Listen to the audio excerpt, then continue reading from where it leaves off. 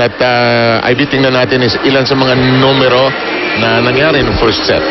That's right. Here's makikita natin statistics. Army dominated in all the areas.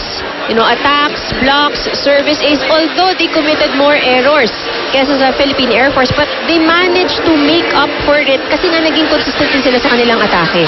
Noong umpisa po ng set, hindi agad lumamang ang koponan ng Army. Yes. Medyo umarangkada ang Air Force. Napansin mo may mga errors yung Army, kaya 7-5 ang nangyari. Yung errors nila karamihan nasa umpisa. That's right. And then afterwards, towards the end, they were, kumbaga mas nakuha na nila yung momentum nila doon sa laro, so they were able to minimize the errors. Andito po tayo live dito sa GMA News TV at ito yung laban for third. Mindset siguro ang labanan dito, no? Kasi yung Army gusto na tapusin ito, yes, buhayin yung Air Force. Air Force sabi nila, subukan natin i-stretch ito, but their reception seemed to be affected in that first set. Definitely. Makikita natin during the first set, there were a lot of instances na hindi sila maka-execute ng mga plays So, nahihirapan sila para makagawa ng punto. So, obviously, alam naman natin pagka misreception, nag-aabang na lang yung blocker mo. Alam na nila kung saan nila, alam na kung sino ang papalo. Ay, 3 ball to. Ay, nakawag na tayong huwag na tayong tumalon. But look at the opportunities na meron sila nung nakakapag-running si Mike Ortiz. Yes. Nakakagawa ng puntos itong Philippine Army. Against the Philippine Army. That's true. Yung Air Force, actually, lumamang sila nung mahabang stretch until bumitaw na sila. Nasunod-sunod sila ng 4 na puntos nung kalagitnaan ng ating first set. Okay, keep in mind, tandaan po mga kaibigan, lamang Army sa seryeng ito, sa Battle for the Bronze Medal, may trophy, may medalya mga mananalo. Kaya kahit paano, para ka na rin nanalo ng championship. Ang Cagayan ang tumapos sa journey ng Air Force. Samantala, ang Smart naman ang tumapos sa panig ng Army. Samantala, malakas ang palo na yun. Michelle Carolino, subukang hindi pa naka-warm up masyado itong si Michelle. Oo, gano'n na ipasok na siya nung si Joan Luna na-injure, no? Nung unang set, parang cramps ang matake kay Joan. Samantala, good blocking from Air Force. And they're ahead 2-0. Even the long limbs of Tina Sala could not get to that. Ang nakausap ko si Nes Pamilaran, sabi niya sa akin, always advantage. Pag ang setter mo matangkad. Kasi may additional blocker ka daw. Exactly. You know, kasi, I mean, dito kasi sa atin, parang it's usual na ang mga setter yung medyo short, diba? So, pagdating dun sa harap, pag frontliner yung setter mo, isang lugar na kaagad yun na sigurado mong tatargetin ng attacker. Kaya kita mo teams like Brazil and China almost magkakapayan ng height, no? Tandaan, Shakey's for Fun Family Pizza. It's got to be Shakey's. Tina, nahuli yung pinya. Good timing now from Joy Cases. Ba? Totoo ba to? 4-0. Mag-uusap ang Army. Makinig tayo. Guys, gawa natin ang paraan yung binibigay ng set. Basta wag lang tayo makapalo lang, okay lang. Gawa natin ang paraan.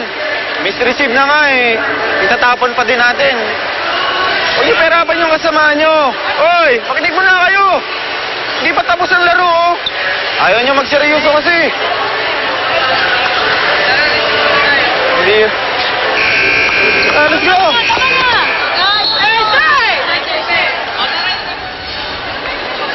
Naiisip mo kung minsan, bakit ang taming taong gustong mag-coach?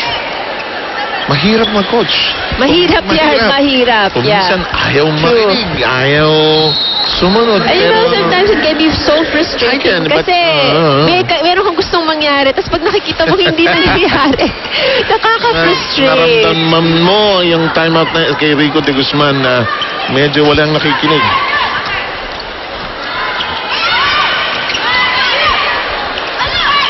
Drop shot, Michelle Carolino was there. Alarca tips it over. Cases.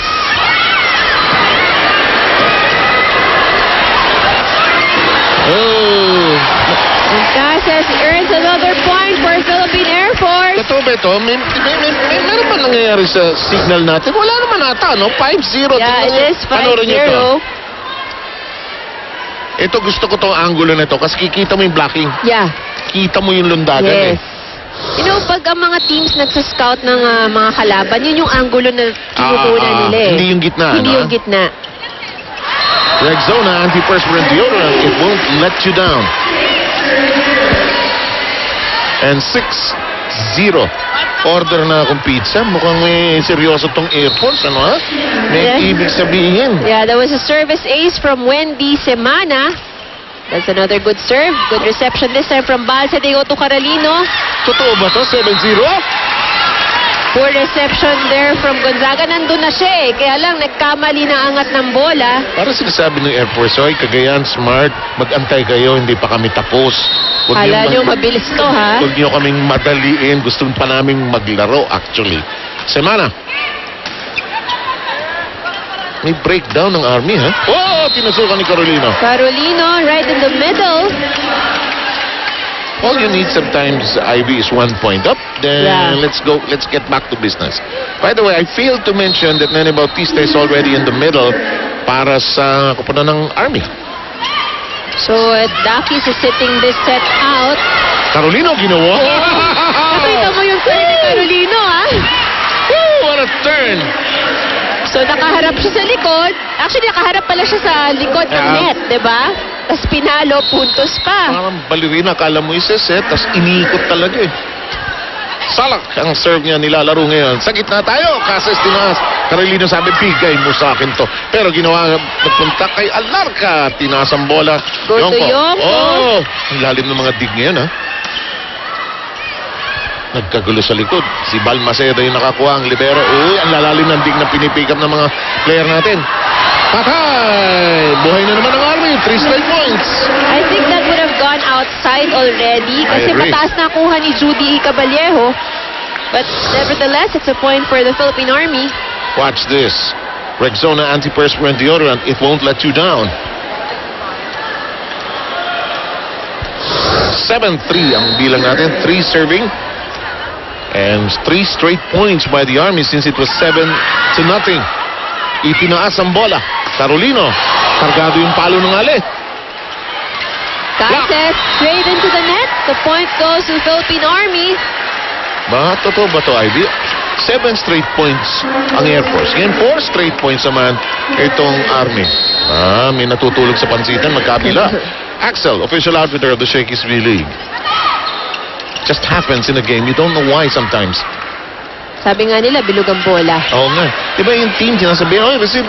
Kaya kung minsan kailangan tumawag ng time. Oh, tusok na tusok, binuhay pa. Oh, but it is out of reach. Should be just 8-4 and we hit the first technical timeout to the relief of the Philippine Air Force.